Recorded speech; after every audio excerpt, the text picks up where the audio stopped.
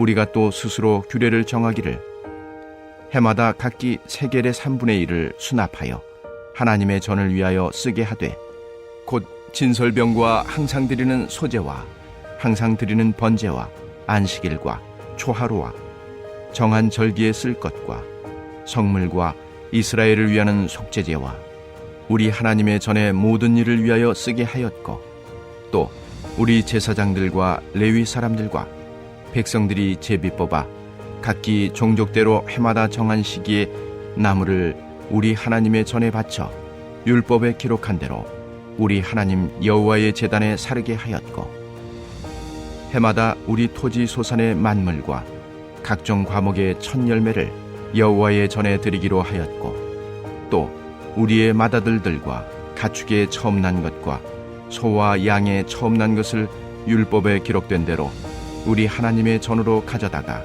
우리 하나님의 전에서 섬기는 제사장들에게 주고 또 처음 익은 밀의 가루와 거제물과 각종 과목의 열매와 새 포도주와 기름을 제사장들에게로 가져다가 우리 하나님의 전에 여러 방에 두고 또 우리 산물의 11조를 레위 사람들에게 주리라 하였나니 이 레위 사람들은 우리의 모든 성읍에서 산물의 11조를 받는 자임이며 레위 사람들이 11조를 받을 때에는 아론의 자손 제사장 한 사람이 함께 있을 것이요 레위 사람들은 그 11조의 10분의 1을 가져다가 우리 하나님의 전 곳간의 여러 방에 두되 곧 이스라엘 자손과 레위 자손이 거제로 드린 곡식과 새 포도주와 기름을 가져다가 성소에 그릇들을 두는 골방 곧 섬기는 제사장들과 문지기들과 노래하는 자들이 있는 골방에 둘 것이라. 그리하여 우리가 우리 하나님의 전을 버려두지 아니하리라. 하나님께서 사랑하시는 우리 안디옥교 성도님들 잘 주무셨습니까? 오늘도 우리를 택하사 우리의 기도를 들으시고 우리와 동행하여 주심으로 영적 전쟁에서 승리케 하시는 우리 하나님께 감사와 영광을 올려드립니다.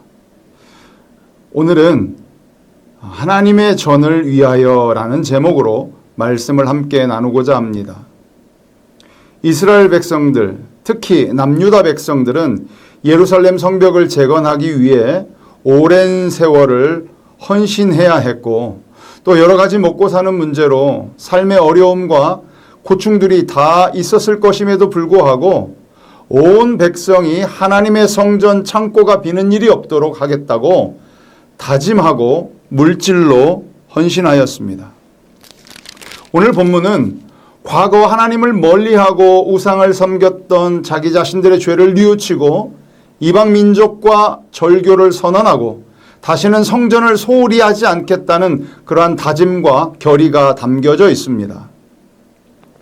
예나 지금이나 성전을 운영하고 사역자들을 지원함에 있어서 이 재정적인 부분은 매우 중요했었고 또 정해진 규례와 믿음의 분량대로 성전에 제물을 바치는 것이 하나님의 백성으로서 그리고 오늘날 성도로서의 마땅한 의무였고 또 예물을 정직하게 제대로 드리는 것이 바로 하나님을 경외한다는 증거요 또 성도의 삶의 중심이 하나님께로 향해 있는지를 알 수 있는 그러한 척도임을 오늘 본문은 강조하고 있습니다. 오늘 본문 32절에 보니까 해마다 매년 이 세겔의 3분의 1을 걷어서 하나님의 성전을 위해서 사용하기로 하였다고 합니다. 여기에 등장하는 이 세겔은 구약에서 사용된 무게를 재는 단위입니다. 한 세겔은 보통 은으로 따지면 은 11.4g 정도 되는 양을 의미한다고 합니다. 오늘날 화폐 가치로 따져봤을 때 그 양이 얼마나 되는가는 시대에 따라서 그 가치가 달라지겠지만 어찌되었든 백성들 스스로 이 정도의 양을 성전을 위해서 쓰기로 정하고 바치는 것은 상당한 믿음의 행위라고 할 수 있겠습니다. 이것은 성전을 유지하기 위한 믿음의 결이었고 또 이스라엘 백성들에게 성전이 삶의 중심이었음을 알 수 있는 대목입니다. 성전을 사랑하고 성전을 위해서 헌신하는 것은 이스라엘 백성이 하나님의 백성으로서 정체성을 드러내주는 핵심적인 것이었습니다.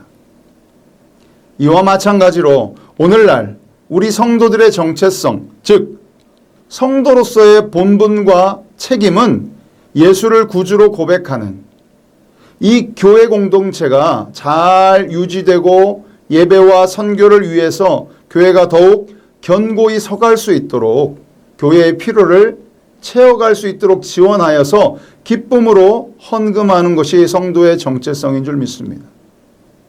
34절에서 이스라엘 백성은 성전에서 제사를 드릴 때에 필요한 나무를 마련하기 위해서 종족대로 제비를 뽑아서 순번을 정해서 그 정한 시기에 바치도록 하였습니다.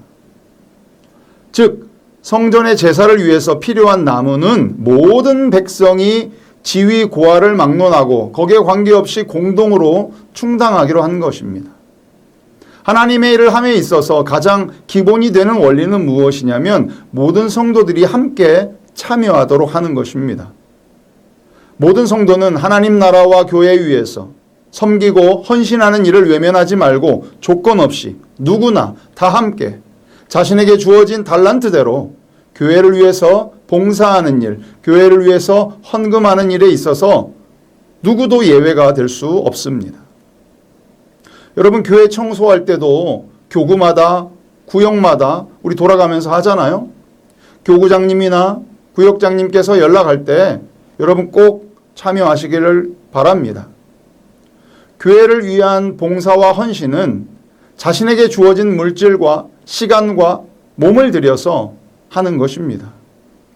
다른 일에 있어서도 우리 참여자와 봉사자를 구하는 교회 주보와 교회 주보 광고에 여러분 관심을 잘 기울이시고 시간을 꼭 들여서 참여하시기를 강권합니다. 또한 새 성전 건축 위에 하나님께 예물을 드리는 일도 자신에게 주어진 상황과 형편에 따라서 금액이 얼마가 되었든지 꼭 한 분도 빠짐없이 함께 참여해 주시기를 바랍니다. 이스라엘 백성들은 오늘 본문 35절에서 자기들 가운데 처음 난 것은 무엇이든지 하나님께 바치기로 결의합니다. 하나님은 곡식이든 과일이든 가축이든 사람이든 처음 난 것은 다 당신께 바치라고 말씀하셨습니다.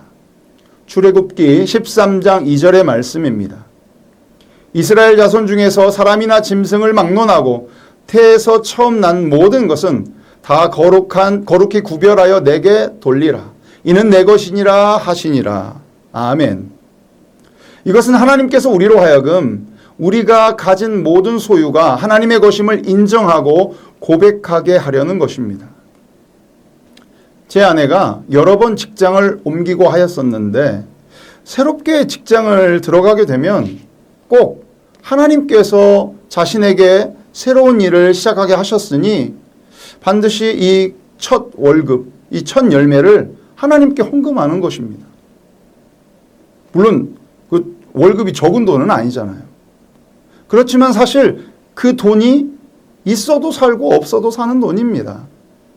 그러나 첫 월급을 하나님께 드리는 그 행위가 첫 소산의 첫 열매를 하나님께 드림으로 내 삶의 주인은 주님이시다 라고 고백하며 감사하며 그 귀한 믿음의 고백이라고 저는 그렇게 생각이 되어집니다. 또한 앞으로의 모든 삶을 주님께 바치며 앞으로도 주님을 위해 살겠다고 다짐하며 온전한 믿음을 주님께 드리는 것이라고 생각이 되어서 저는 그 믿음이 참 귀하게 여겨집니다. 정말로 귀하고 감사한 것이지요. 그러나 각각 믿음의 분량대로 하는 것입니다. 또한 흔히들 11조 헌금을 가지고도 그 꼭 구약의 11조를 요즘 시대에도 드려야 되느냐, 그럴 필요가 있느냐, 그러한 의문을 가지고 있는 사람들이 있습니다.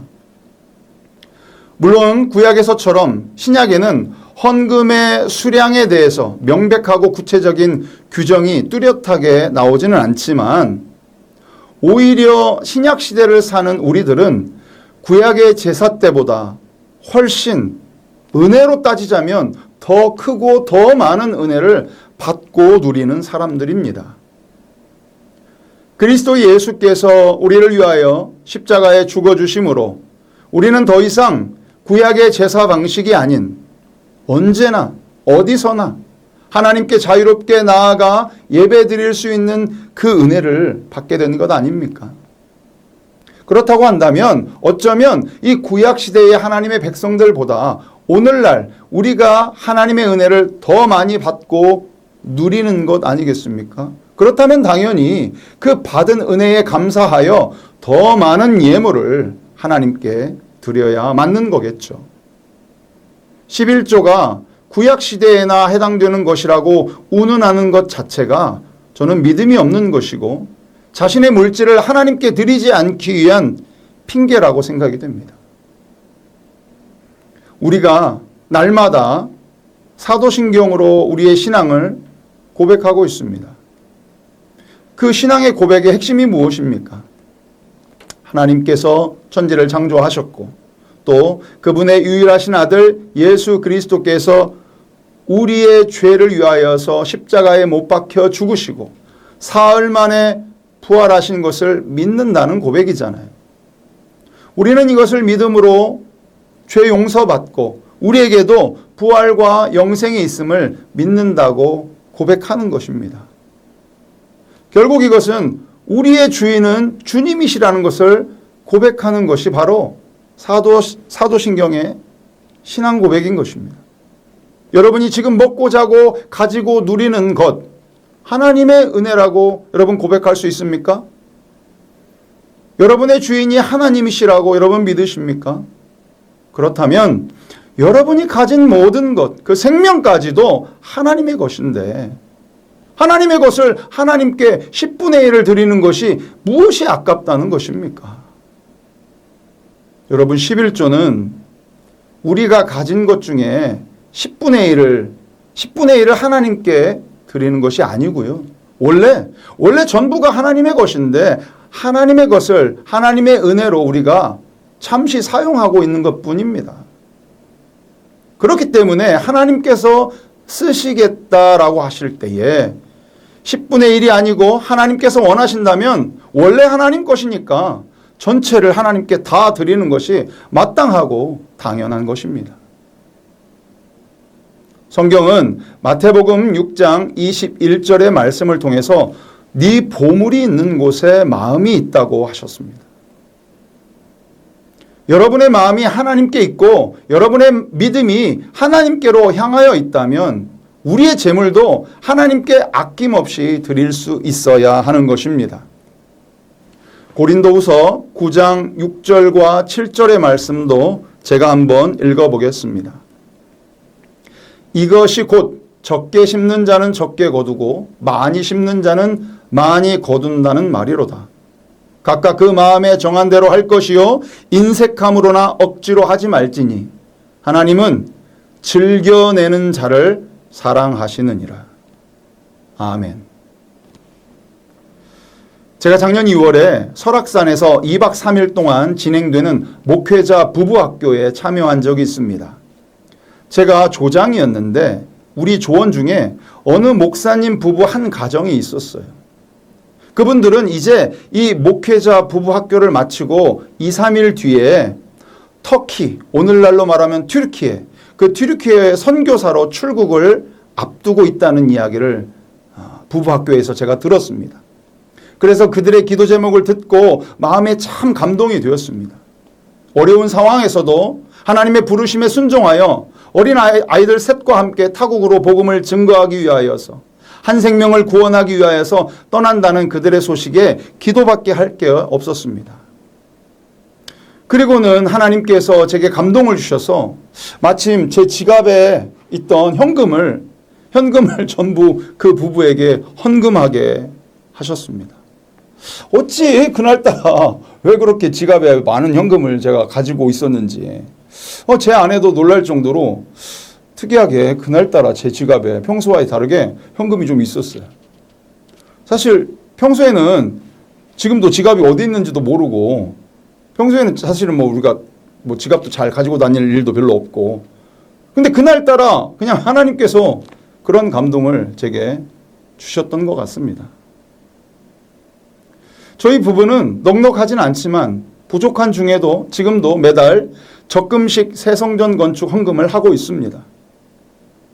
사랑하는 성도 여러분, 하나님께서 쓰시고자 할 때에 하나님께 드렸던 새끼 나귀처럼 우리가 가진 것을 하나님 나라와 하나님의 사역 위에 예배와 선교를 위한 새성전 건축 위해서 하나님께 드릴 수 있어야 합니다. 물질이 있는 곳에 마음이 있듯이 물질로부터 자유로울 수 있어야 합니다. 물질의 주인이 하나님임을 인정해야 진정으로 내 마음이 하나님께 있음을 인정하는 것입니다. 사랑하는 성도 여러분, 바울 사도가 이야기한 성령의 9가지 열매는 대부분 성품과 관련된 것입니다. 사랑, 희락, 화평, 오래 참음, 자비, 양선 등등. 그것은 인간의 성품과 관련된 것입니다. 그러나 그 중에서 충성과 절제는 삶의 태도와 관련된 것입니다. 오늘 본문의 말씀 바로 이전에 어제 나눴던 말씀 중에 느헤미야 10장 28절의 말씀에 이스라엘 백성들이 이방 사람들과 절교했다고 나옵니다. 이스라엘 백성들이 자신들의 죄를 깨닫고 뉘우치고 더 이상 이방 사람들과 어울려서 교제하지 않기로 삶의 태도를 바꾼 것입니다. 세상의 가치와 그 세상의 문화에 영향을 받지 않고 우상을 끊어내고 오직 하나님께만 예배하겠다는 결단인 것입니다.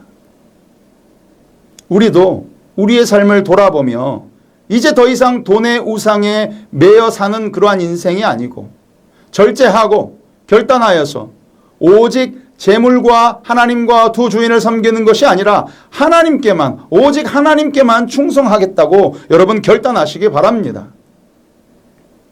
아브라함이 이삭을 바치기 전에, 그 시험을 당하기 전에 블레셋 땅의 그랄 왕 아비멜렉과 화친 조약을 맺습니다. 그리고 아브라함은 블레셋 사람의 땅에서 여러 날을 지내게 됩니다. 그 일이 있은 이후에 이삭을 바치라는 시험을 하시려고 하나님께서 아브라함을 부르시게 된 것입니다. 아브라함이 블레셋 사람의 땅에서 여러 날을 지내면서 그 이방 민족의 우상 숭배에 영향을 받지 않았나 테스트를 받게 된 것입니다. 하나님께서 아브라함에게 이삭을 통해 그의 믿음을 시험하였던 것처럼 세상 속에 살아가고 있는 우리도 우리가 하나님보다 재물을 더 사랑하는 것은 아닌지 우리의 믿음을 하나님께서 시험할지도 모릅니다. 그 시험을 이기는 자에게는 하나님의 은혜를 다시금 맛보게 되고 우리의 삶의 모든 것을 예비하시고 준비하신 여호와 이레의 하나님을 찬양하게 될 것입니다. 아브라함이 100세의 나이, 그 인생의 날이 저물어 가면서 자손 없이 빈손으로 인생을 걸어갈 때에 하나님께서 이삭을 준비해 주시며 약속을 성취하셨던 것처럼 우리도 온전히 하나님만 바라며 하나님이 우리의 삶의 주인 되심을 고백하고 믿음으로 결단하고 하나님 나라와 성전 위에 예배와 선교 위에서 믿음의 시험을 잘 이기고 주가 쓰시겠다 할 때에 우리의 모든 것을 주님께 드리면 우리에게도 주님께서 약속하신 그 풍성한 은혜를 허락하실 줄 여러분 믿으시기 바랍니다. 할렐루야. 여러분 마지막으로 창세기 22장 12절의 말씀을 읽고 오늘 말씀을 마치겠습니다. 창세기 22장 12절의 말씀입니다. 사자가 이르시되 그 아이에게 내 손을 대지 말라. 그에게 아무 일도 하지 말라. 네가 네 아들 네 독자까지도 내게 아끼지 아니하였으니 내가 이제야 네가 하나님을 경외하는 줄을 아노라. 아멘. 여러분 우리가 하나님을 경외한다고 하면서 하나님께 온전한 11조를 드리지 못하거나 내게 있는 모든 것을 아낌없이 기쁨으로 드리지 않는다면 그것은 하나님을 경외하는 것이 아닙니다. 우리의 생명까지도 아낌없이 드릴 수 있을 때에 비로소 우리가 하나님을 경외한다 할 수 있을 것입니다. 바라기는 오늘도 우리에게 주신 이 말씀을 여러분 기억하고 우리에게 주신 그 구원의 은혜를 생각하면서 생명의 말씀을 굳게 붙잡고 흔들리지 않는 믿음으로 주가 쓰시겠다 할 때에 기쁨으로 즐거이 순종하여 하나님을 기쁘시게 하는 그런 사명자의 인생 살아가시는 우리 안디옥교 성도님들 다 되시기를 주님의 이름으로 축복합니다. 우리 함께 기도하겠습니다.